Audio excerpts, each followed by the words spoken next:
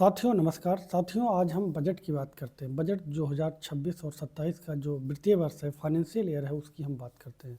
साथियों ऐसा अक्सर देखा जा रहा है कि लगातार जो जल मंत्रालय है, जल शक्ति मंत्रालय है, उसमें लगातार बजट बढ़ रहा है, लेकिन जो वायु प्रदूषण है, जो पर्यावरण वन और जलवायु परिवर्तन विभाग है, उसका बजट उस अनुपात में नहीं बढ़ रहा।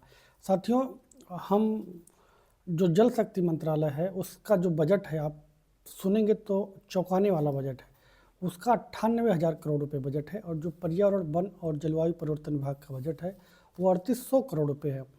साथियों एक तरफ हमारी जो नदियां दूषित हो चुकी हैं उसको शुद्ध करने के लिए इतना 98,000 करोड़ का बजट दिया जा रहा है, और एक तरफ जो वायु प्रदूषण हो रहा है जिससे हमारे सांसों की बीमारियां और ये हज़ारों बीमारियां जो हमारे शरीर में कैंसर काज कर दे रही हैं, उसका बजट जो है वो उसको कम करने के लिए, उस प्रदूषण को कम करने के लिए उसका बजट जो है 3800 करोड़ रुपए है। साथियों अगर लगातार इसी तरीके से बजट का जो जो गैप दिख रहा है, एयर पॉल्यूशन और वाटर पॉल्यूशन का जो गैप दिख रहा है, अगर इसी तरीके से रहा तो कहीं न कहीं आने वाले समय में जो हमारा एक्यूआई है ये लगातार बढ़ता जाएगा और हम जो मॉडरेट डिस्टर्बेंस की तरफ जाते रहेंगे और बहुत सारी बीमारियां वायु प्रदूषण के कारण हमको होने लगी। साथियों इतना ज़्यादा जल शक्ति मंत्रालय, नमामि गंगे और पैसा खर्च करने के बाद हम किसी भी शहर में जाके उसके हैंडपम्प से पानी नहीं पी सकते हैं। आज तो इतना हो गया है कि हम पूर्वांचल में जब आते हैं तो किसी भी नल से अगर हम पानी पी लेंगे तो हमें कहीं न कहीं गले में खराश और बहुत सारी बीमारियां होने का चांस रहेगा।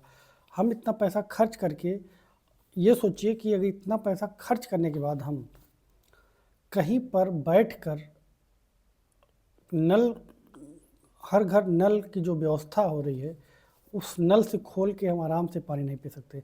हम पानी आरओ का पी रहे हैं। आरओ प्लांटेशन बढ़ रहा है, लगातार बोतलों का जो बोतल हैं वो भी बढ़ रहे हैं। तो और वो वही बोतल जब भविष्य में जलाया जाता है जिसका रिड्यूस, रीयूज और रिसाइकिल नहीं हो पा रहा है, तो लगातार वो वायु प्रदूषण का कारण बन रहा है।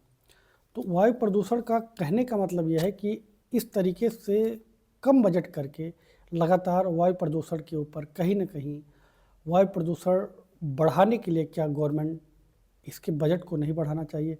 मिनिमम वायु प्रदूषण के लिए, मिनिमम पर्यावरण वन और जलवायु परिवर्तन विभाग के लिए 10 से 20,000 करोड़ रुपए का बजट तो होना चाहिए। लेकिन अफसोस हमारी जो सरकारें हैं, भारत सरकार है, वो 3800 करोड़ रुपए बजट दी है।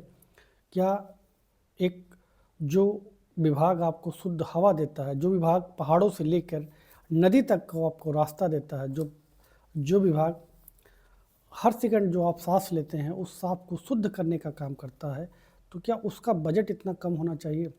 साथियों हमारी जो मेन स्ट्रीम मीडिया है वो कभी पर्यावरण जैसे गंभीर मुद्दों पर बात नहीं करती है।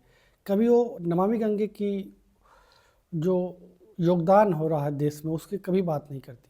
वो पूरी तरीके से मॉडिफाई चीज़ों पे बात करती है।